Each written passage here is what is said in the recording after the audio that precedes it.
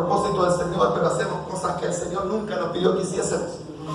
A veces como iglesia nos hemos convertido en organizaciones sociales, culturales. Nos hemos convertido en una comunidad, amado, que en vez de tener como objetivos, amado, cumplir el plan del Señor, ponemos más atención a los beneficios de lo que es una iglesia. ¿Cuáles son los beneficios de una iglesia? Ser sano, ser restaurado. Los beneficios son que tus hijos crezcan en un ambiente cristiano. Esos son beneficios, pero no son el propósito del Señor de la iglesia. Entonces creo que como iglesia necesitamos entender el propósito, porque sepa usted que usted es iglesia y yo soy iglesia. Amén. Es decir, en el sentido colectivo, individual, somos iglesia. Alguien me dice, no, sí, es así. Porque si no, usted dejaría de tener una vida de iglesia en su trabajo. Es decir, si somos solo iglesia cuando estamos juntos, entonces tu vida en el trabajo, en la casa, en el barrio, puede ser distinta. Total, no eres iglesia. Somos iglesia en Jesucristo. Amén. ¿Lo encontró? Amén.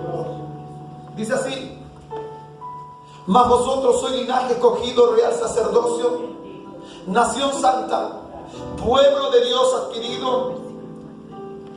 pueblo adquirido por Dios, para que anunciéis las virtudes de aquel que os llamó de las tinieblas a la luz admirable. Tome asiento. A vosotros que en otro tiempo no erais pueblo, pero que ahora sois pueblo de Dios, que en otro tiempo no habíais alcanzado misericordia, pero ahora habéis alcanzado misericordia. Amado, yo os ruego como extranjeros y peregrinos, que os abstengáis de los deseos carnales que batallan contra el alma, manteniendo buena vuestra manera de vivir entre los gentiles, para que lo que murmuran de vosotros como de malhechores glorifiquen a Dios, aleluya, en la visitación al considerar vuestras buenas obras. Ya lo decía, hemos estado estudiando una seguidilla de estudios donde primero entendemos el propósito que Dios tiene con nosotros, el propósito de la iglesia, la identidad, amado, y logramos comprender muchas cosas que no son iglesia. En el primer siglo, este jueves, en el primer siglo de la iglesia, el Señor hace un análisis, amado, en el libro de Apocalipsis, capítulo 2 y 3, de 7 iglesias del Asia Menor. 7 iglesias del Asia Menor hace un análisis en el primer siglo. Y en el primer siglo, amado, ya la iglesia en un 70% se había corrompido. En un 70% había caminado fuera del plan y del propósito del Señor. De estas 7 iglesias, amado, solo 2 no recibieron reprensión. 5 de ellas, el Señor tenía peros para ellas. 5 de esas iglesias, Dios tenía un pero, tenía una molestia. Eran exhortados fuertemente por el Señor. Decía la iglesia: vosotros que tenéis nombre de que estáis vivos, pero aleluya, en verdad estáis muertos. Duro, ¿no?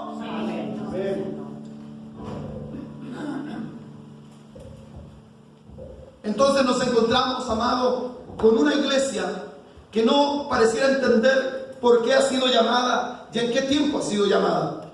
Y aquí nos encontramos al apóstol Pedro, amado, haciéndole notar a una iglesia que ha sido dispersa, que está en distintos lugares. Según el capítulo 1, versículo 1, dice: Pedro, apóstol de Jesucristo, a los expatriados de la dispersión en el Ponto, Galacia, Capadocia, Asia y Bitinia.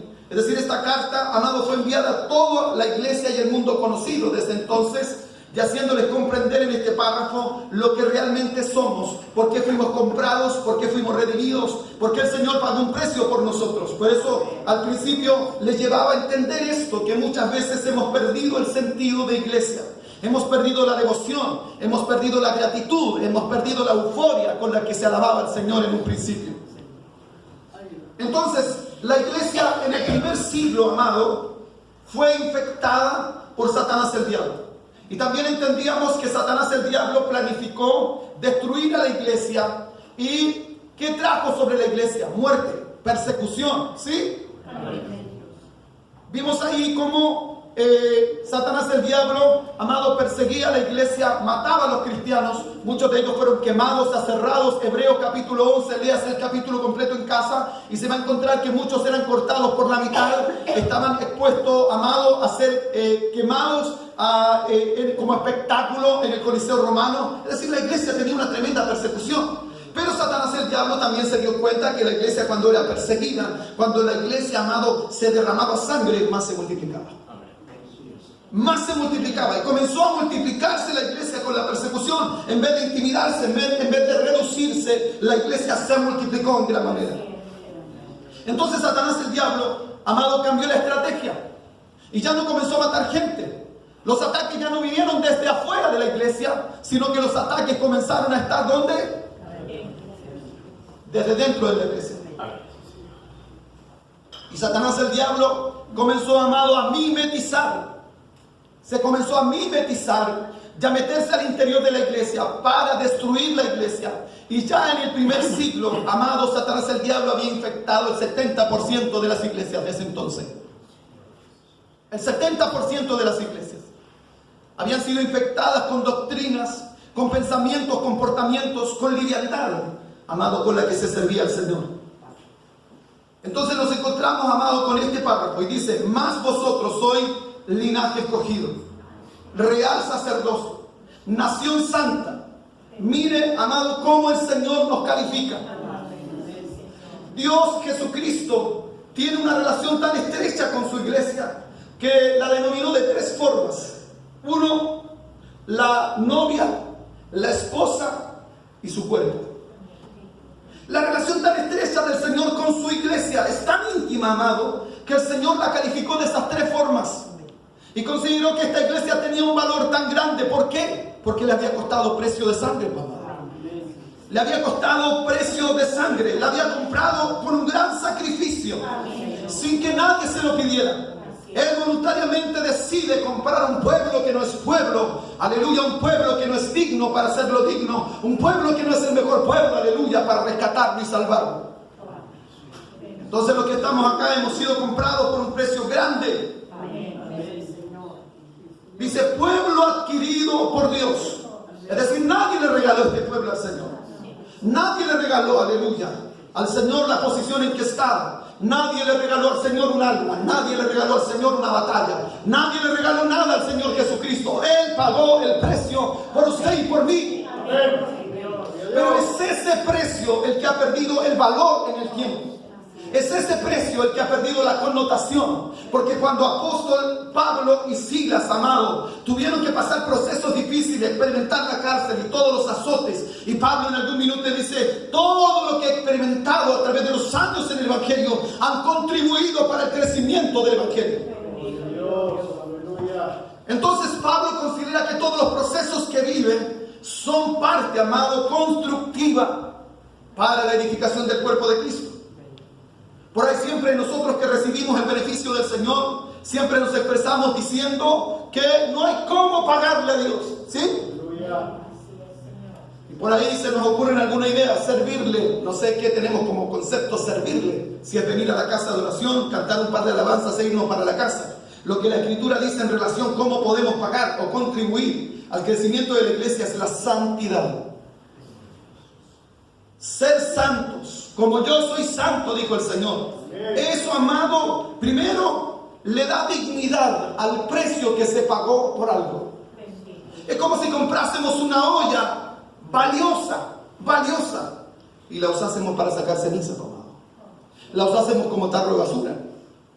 Es decir, cuando fuimos comprados para un propósito, es para ello, para lo cual debemos ser usados.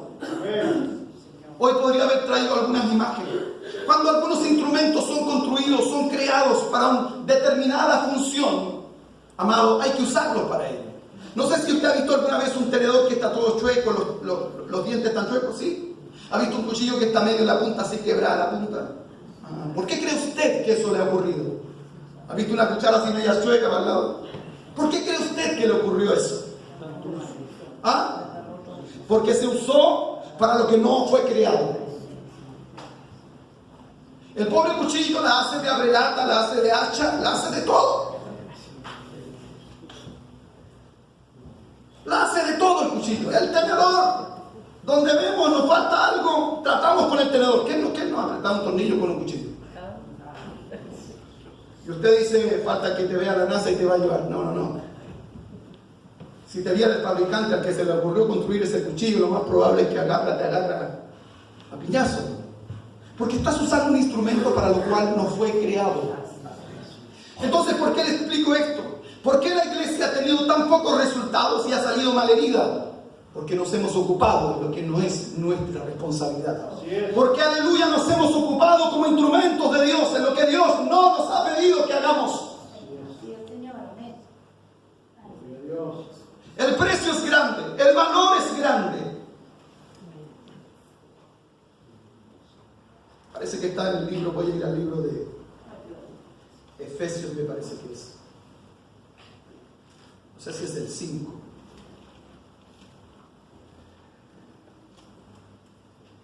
O el 1.27, no recuerdo bien. Efesios 5.27 puede ser por 24.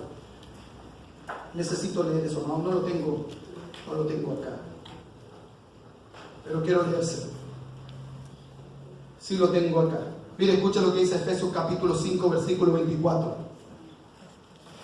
El 24, por favor. Vamos a leer la segunda parte de este versículo hasta el 27. Dice: así también las casadas estén sujetas a sus maridos. Vamos al otro, al siguiente. Me equivoqué, parece que era el 25. El 25,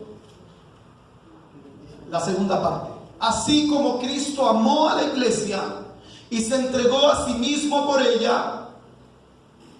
Siguiente versículo. ¿Para qué? Santificarla. ¿Qué más? Limpiándola en el lavacro de agua por la palabra. 27. Para presentársela como gloriosa. ¿Para quién? Para sí. Para él mismo, una iglesia que no tuviese manchas ni cosa que se le parezca, sino fuese santa y sin mancha. Cristo nos compró, y no tan solo nos compró, sino que nos redimió del pecado, aleluya. Nos limpió de todo pecado, de toda culpa. Nos santificó, nos purificó, y después de aquello nos presentó delante de Él como una novia, como una esposa sin manchas ni arrugas. Cuando usted vino a Cristo, el Señor no lo dejó con sus pecados. Cuando usted vino al Señor, el Señor no lo dejó con la culpa, no lo dejó en la ruina. El Señor vino y transformó nuestra vida. Pero nos hemos desviado porque, amado, no nos mantenimos en esa santidad, ni menos delante del Señor. Ni manchas, ni arrugas, ni cosa que se le parezca o cosa semejante. Entonces, cuando leo aquí lo que Pedro dice, habla, amado, de una iglesia que tuvo un tremendo valor. El sacrificio fue realmente grande. Dice: real sacerdocio, nación santa, pueblo adquirido por Dios. ¿Para qué? Ahí viene la segunda parte. ¿Para qué fue adquirido? ¿Por qué fue comprado por ese precio? ¿Para que siguiera siendo un pueblo? ¿Para que siguiera siendo de la misma forma? ¿Un pueblo viviendo de la misma manera? ¿Caminando de la misma forma? No. Este pueblo fue comprado, fue redimido, fue santificado para anunciar las virtudes, aleluya, de aquel que nos llamó de las tinieblas a la luz admirable. Para eso fuimos comprados. Para anunciar. Pero tenemos una concepción o un concepto errado de lo que es anunciar las virtudes. Porque si anunciar las virtudes de Cristo sería ir a la calle, tomar un megáfono y decir el 3:16, Juan 3:16, que dice: porque de tal manera amó Dios al mundo. Si fuera ese el objetivo del Señor, creo que es pobre. Es demasiado alto el precio para un objetivo tan pobre, tan pequeño como aquel. Porque ya lo decía en el principio, hemos aprendido que la iglesia no es tan solo este grupo, todos en forma individual somos iglesia. Por lo tanto, cuando todos somos considerados iglesia en el sentido individual, cuando me voy a mi trabajo, yo soy la iglesia en mi trabajo. Amén. Por lo tanto, mi vida de iglesia sigue, no se acaba. El Señor nos ve, nos observa. El tema es que, amado, nosotros nos olvidamos que Él nos observa. Así es. Ayer podía reflexionar mientras iba rumbo a Imperial. Y como llevaba tiempo, me puse un poco santo. ¿Por qué digo esto? Porque me fui de acuerdo a las leyes del tránsito. Y me puse a meditar cuando iba. Porque dije: el Señor nunca ha levantado un profeta para decirme: hijo, ¿cuántas veces te pasaste un disco padre hoy? Hijo, mira el semáforo en rojo que te pasaste hoy día. Mira, decía 60 y tú ibas a 80, hijo. Eso es lo más suave, por decirlo de alguna forma. Nunca el Señor, amado. No sé si a algún chofer acá el Señor le ha dicho eso. ¿Le ha dicho eso o no? No. Es que eso es sentido común, amado. Porque la palabra del Señor dice que debemos estar sujetos a las autoridades superiores porque han sido puestas por Dios. Y cada ley que ha salido, amado, debiéramos respetarla o no. Amén. El tema es que hemos aprendido a glorificar al Señor aquí adentro. Y se nos olvida que cuando manejamos mal, deshonramos su nombre. Cuando excedimos los límites de velocidad, ¿a quién estamos deshonrando? Es que como el Señor nunca me ha profetizado de eso, pastor, yo pensé que eso se podía hacer nomás. Y eso de verdad me trajo, amado, cierto cargo de conciencia, porque a veces somos irresponsables. Y más que a veces, siempre.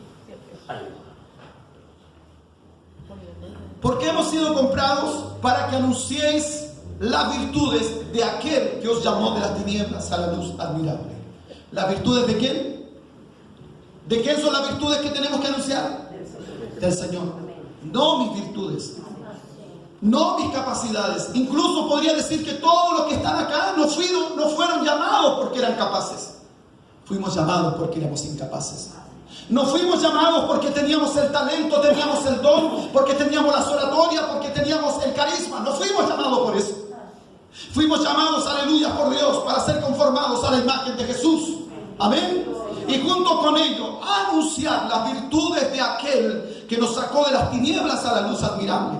¿Y cuáles serían las virtudes de Dios? Ya lo he dicho en el tiempo. Nosotros como iglesia estamos más, amado, pendientes, más deseosos. Buscamos más los atributos de Dios que el propio carácter de Dios.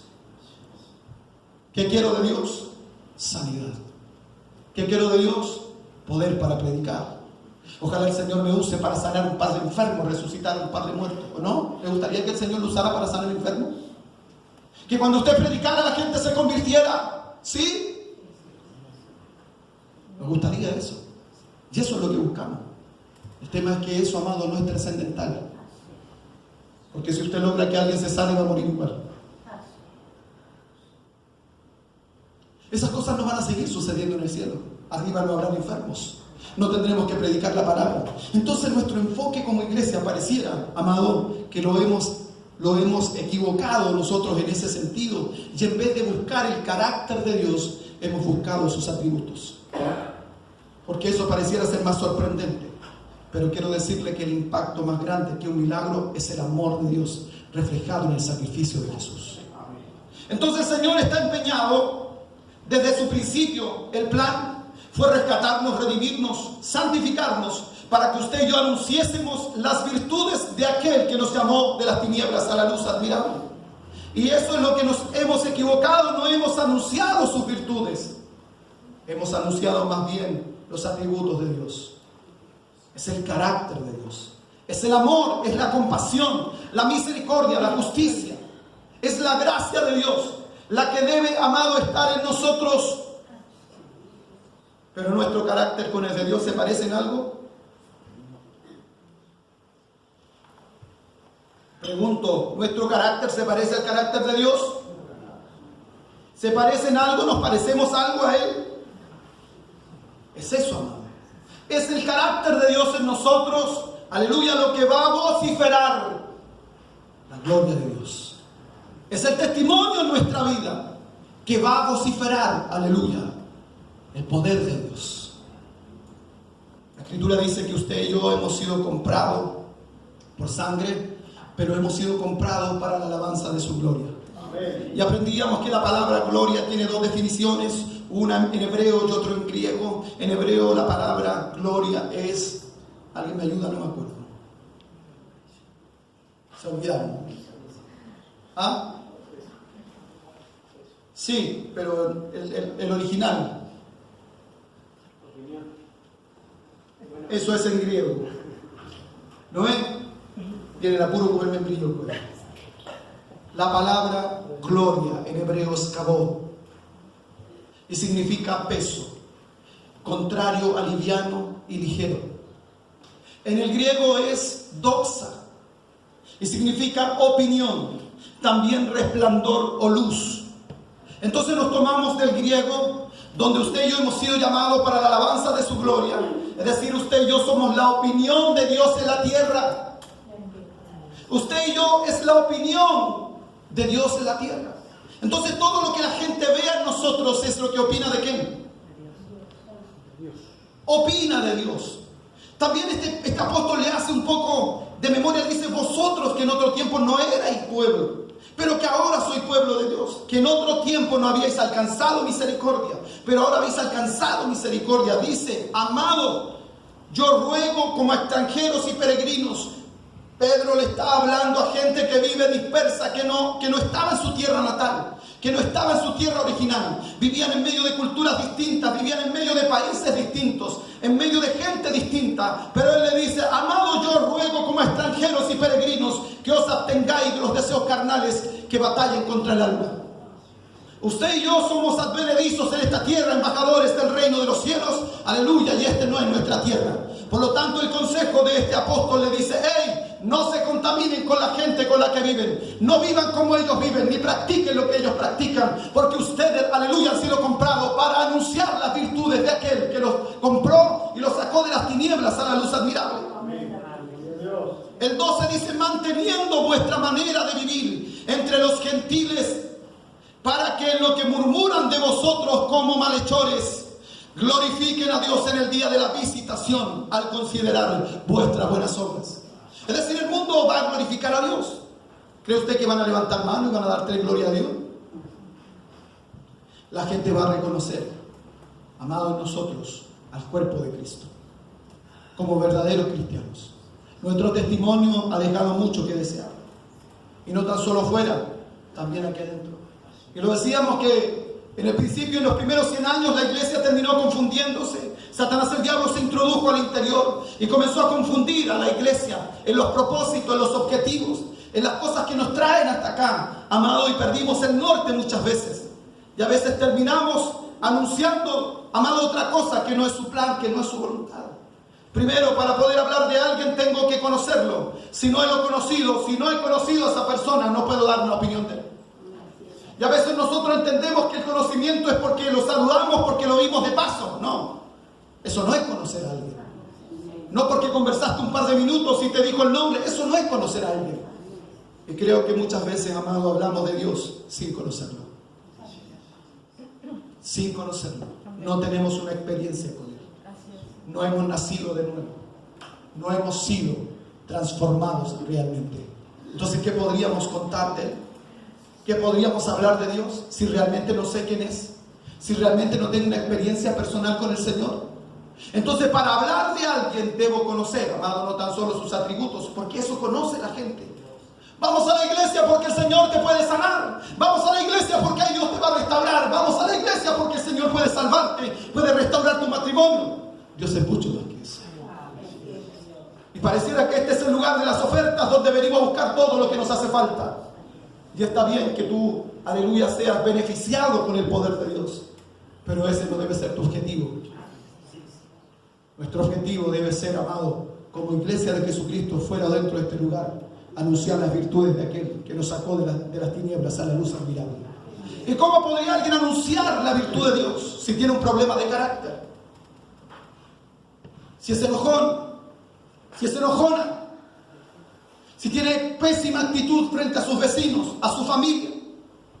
¿Cómo podría alguien que tiene constantemente palabras negativas en su boca, que anda siempre con el raíz de amargura, que nunca está feliz, que nunca está contento, cómo podría él anunciar la virtud de Dios?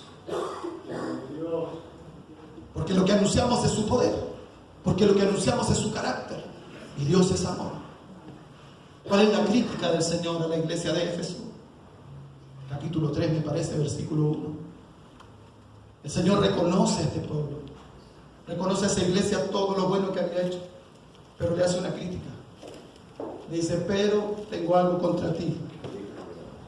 ¿Qué le dijo? Has dejado tu primer amor. Y el jueves alguien me preguntaba acá en el estudio: pastor, ¿a qué se refiere eso? Y este día sábado, bueno, le di una explicación ahí, traté de mantenerlo contento. Y este sábado, hermano, como a las 5 de la mañana, entendí esta palabra. 10 mandamientos habían antes de la gracia. El Señor Jesucristo lo reduce en 2. Primer y segundo mandamiento. ¿Cuál es el primero? Dígalo fuerte. ¿Cuál es?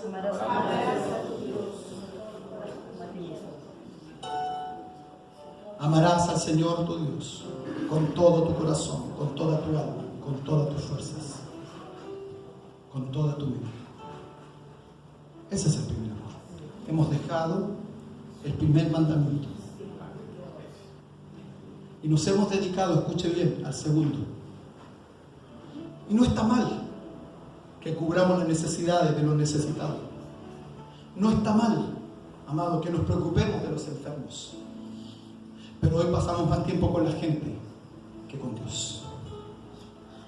Hoy pasamos más tiempo con la gente que con Dios. Y si usted tiene uno de estos, usted tiene tiempo. Porque ¿sabe lo que vino a hacer este aparato? A revelar que la gente tiene tiempo y que existe. Porque antes de esto, hoy tenemos tiempo para esto, ¿no? Bueno, ya vamos, vergüenza de la carne, pues. ¿Tenemos tiempo para esto? Sí. Y si usted tiene uno de estos, usted tiene tiempo para buscar al Señor, tiene tiempo para pasar con Él a solas. El jueves se nos habló de una expresión o de una ilustración, donde hay gente que no quiere pasar tiempo con el cuerpo de Cristo. Y es como un amigo cuando se junta con otro, él le dice: oye, me gusta tu amistad, me gusta estar contigo, la pasamos bien los dos, pero por favor no traigas a tu esposa, no me interesa estar con ella, me cae mal, tu esposa es hipócrita, me cae bomba, esto es fantasía, ¿no? Así que por favor no la traigas. ¿Qué dirías, amigo? ¿Qué dirías, amigo? Están hablando mal de su esposa.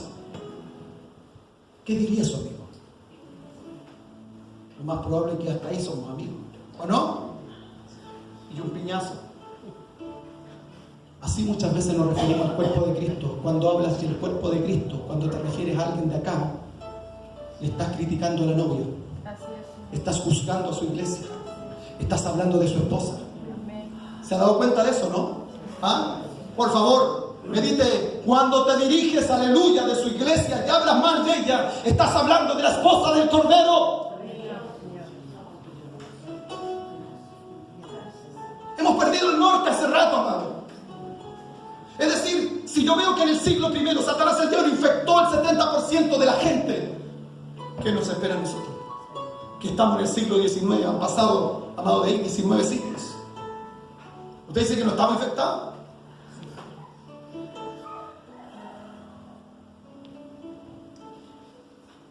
Apocalipsis 3:1. Es interesante ese. Hoy tenemos tiempo para todo, pero no para estar con el Señor. Y si vamos delante del Señor, solo lo hacemos para pedir. Pregunto, ¿cuánto del tiempo que pasas delante del Señor es simplemente para dar gracias? Es simplemente para estar delante del Padre. Por ahí algunos se van a reír. Los hijos no te abrazan nunca, los míos sí. Pero hay hijos que no abrazan nunca. ¿Cuándo te abrazan? Cuando quieren plata, cuando quieren permiso, cuando quieren algo, es cuando se acercan a un padre.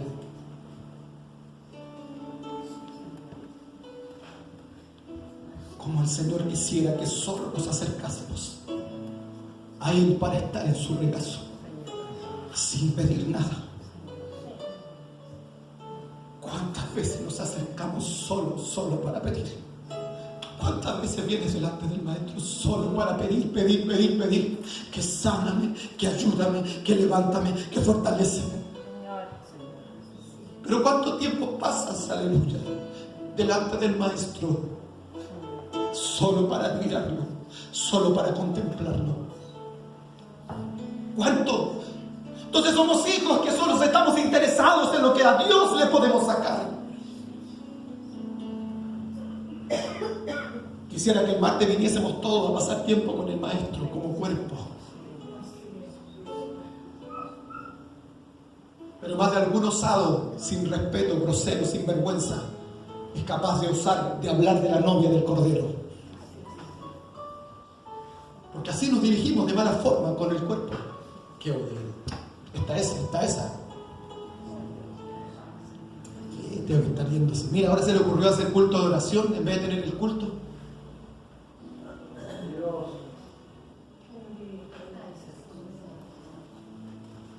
Escribe al ángel de la iglesia en Sardis, el que tiene los 7 espíritus de Dios y las 7 estrellas, dice esto. Escuchen, todas las 7 iglesias, el discurso es el mismo al principio. Dice: yo conozco tus obras. Que tienes nombre de que vives, pero estás. Tenemos nombre de evangélico afuera, un poquito católico el nombre. Por ahí los pastores se ríen de mí de acá, porque dicen que tenemos nombre católico. Tienes nombre de que vives, pero estás muerto. ¿Qué sigue? Dice, tampoco, eso dice, sé vigilante y confirma las otras cosas que están, ¿por qué? Es decir, no estamos tan muertos, tenemos esperanza. Hay una bracita por ahí, no se ha apagado el fuego. Cuando escuchan bien, cuando la iglesia, cuando Israel había perdido el norte, el sacerdocio, el sacerdote Elí, dice la escritura que ya no veía, no eran frecuentes ni las visiones ni la palabra, no había profecía ya.